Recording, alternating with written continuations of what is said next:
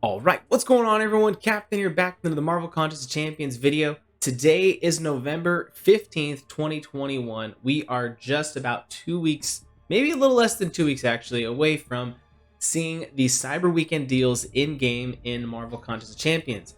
And as most of you, if not all of you know, it is usually a pretty exciting day for those people that like to spend money. Those who don't, you still get some unit deals. But the big thing this year that I feel like is my question is, are we going to be getting another generic? I would assume so. Last year we got a generic in the offers, and then 4th of July we got a generic in the offers. But this year I'm hoping that in those unit offers that maybe we might see a chance of a potential class-based 6-star Awakening Gem along with a generic Awakening Gem. I think this could be the year we see two. I think that'd be pretty cool. But while I was thinking about what might be in Cyber Weekend deals, by the way, I have no insider information. I don't know anything about what's going to be coming in those offers when they come. I just was speculating in my mind, and then I came up with this idea that, if we do get a class-based one for each class, what characters are best for those to be used on? Generics, I'll make a separate video on generics after I've gone through each class, but we're going to start going through each class, and I'll tell you guys who I think personally are going to be the best options to use these 6-star Awakening Gems, one of the most rare items in the entire game. These haven't come around very often. So yeah, today like I said, we're gonna go class by class. So this video is going to be based around science. We're just going to start up at the top with science and work our way down. We'll go science, skill, mutant, cosmic, and go side to side that way, tech, mystic, ending it off, and then a generic at the end. So today, though, like I said, we're going to start off talking about science. Now, also, I want to get out there that I may not be correct in this ranking. I'm going to give my top 5 along with a couple honorable mentions. I don't never will try to claim that I have the most knowledge in this game and I am the end-all be-all answer. Take my word as final say that that's not going to be the case. But in my personal opinion, my experience in the game, these are my options to who you should think about using these if you have a a science 6-star Awakening Gem. These are the champions you should consider using them on. All right, so we're going to start off naming a couple characters that I'm going to say it out there. I don't know enough about these characters yet to properly consider them for this list, so I'm not going to put them in my top 5. That's where it's going to rely on you guys. Let me know down in the comments too, if any of these are wrong, what do you think? Because these 3 that I'm going to mention, I just don't know enough about them to know if they're worthy of that Awakening Gem. And the first one on that list is Spider-Man 2099, more of a recent character. He's in the current featured 6-star pool. I'd love to get him. I know Legacy really likes him, so I'd love to give him a try. But yeah, currently don't know enough about him yet to put him on the list. Next up, we have Anti-Venom. Same kind of thing, more recent character, just don't know enough yet to put him on the list. Don't know if he needs it, don't know if he doesn't, so I can't put him on there just yet. And the last one is actually a character that's been around for quite a while, but I just for whatever reason haven't taken the time to learn him. I've heard people say he's good.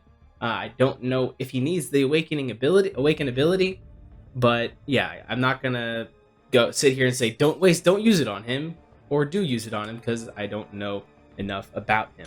I'm kind of weird. You'll notice of those 3 characters, I don't own any of them. I kind of do this thing where I don't take the time to fully learn a character until I actually pull them and decide that I want to take them up.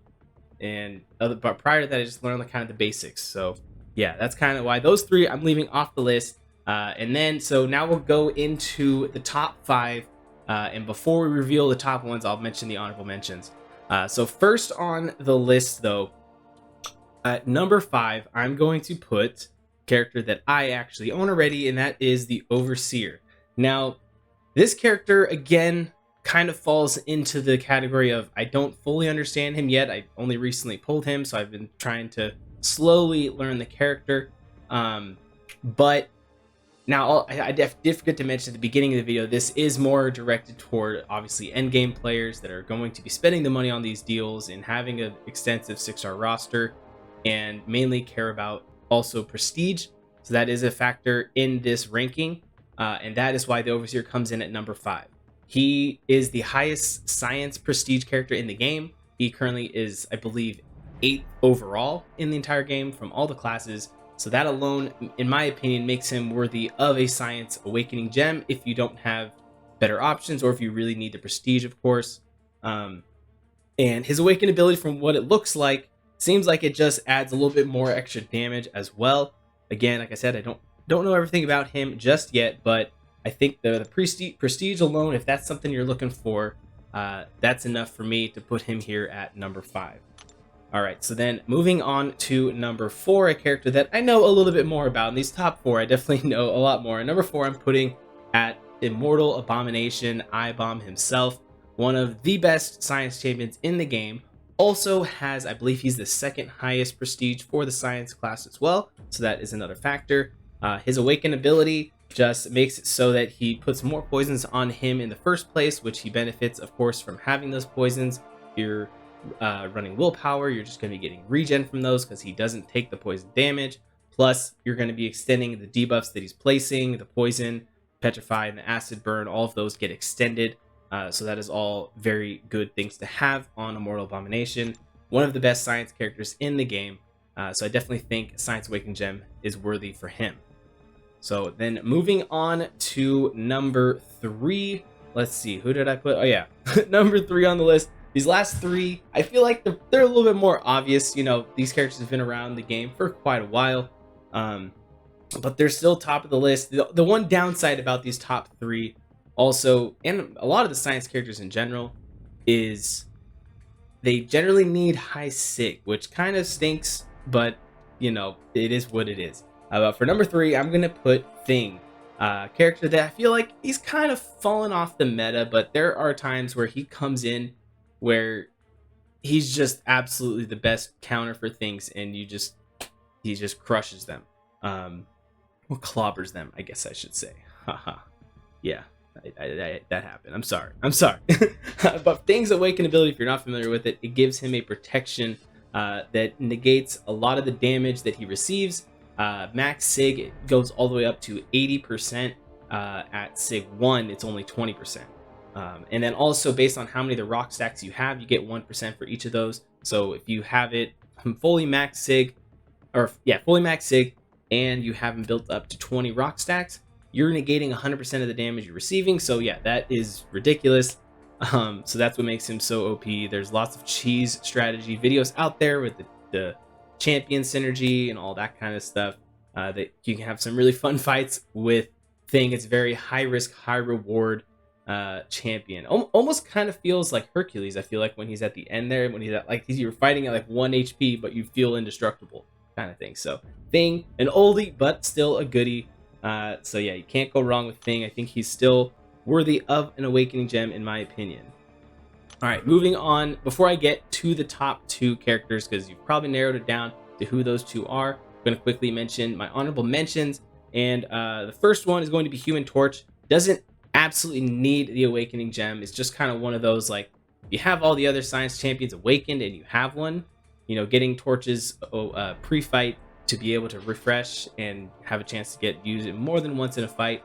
I could see the argument to use an Awakening Gem on him. And then the last honorable mention is going to be Red Guardian, another one that benefits from the Awaken ability, but also having it at high Sig. He just, again, kind of like Thing, the higher the Sig ability, the less damage he's going to be taking. Well-timed blocks at max Sig is 100% chance to prevent durability loss. And yeah, he's a tank once he's awakened, and yeah, he can do a lot of stuff, but not one of my favorite characters. But I figured there'd probably be people in the comments that would be mentioning Red Guardian if I didn't mention him. So all right, now down to the top 2. Now these top 2, it's between Void and Captain America Infinity War. Everyone knows it at this point. You know, you can't deny it. They're 2 of the best characters in the game. There's a dog at my under the desk right now, all of a sudden, just getting in the way. Hi.